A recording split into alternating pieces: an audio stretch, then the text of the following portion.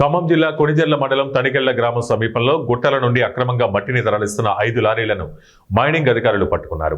కొణిజర్ల మండలం కేంద్రంలోని అధికార పార్టీ నాయకుడి అండదండలతో ప్రభుత్వ అనుమతులు లేకుండా ఇందిరమ్మ ఇళ్ల పేరుతో జేసీబీలు పెట్టి గత కొన్ని రోజులుగా వందలాది ట్రాక్టర్లు టిప్పర్లతో అక్రమ మట్టి తోలకాలు చేపట్టారు. ఇందిరమ్మ ఇళ్ల నిర్మాణానికి మట్టి తోలుతున్నామంటూ ప్రైవేటు ప్లాట్లకు తోలుతూ లక్షలాది రూపాయలు అధికార పార్టీ నాయకులు జోబులు నింపుకుంటున్నారు. దీంతో అక్రమ మట్టి తోలకాలతో వందల సంవత్సరాల నాటి గుట్టలు కనుమరుగవుతున్నాయని స్థానికులు మైనింగ్ అధికారులకు ఫిర్యాదు చేశారు.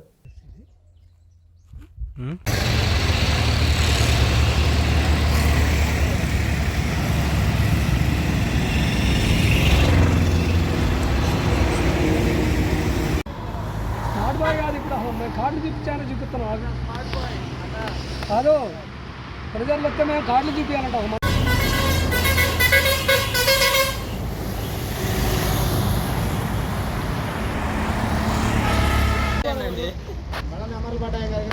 పేర్లు పడవాడు ఎదురా తీసిన సైడ్ పేరు తీస్తే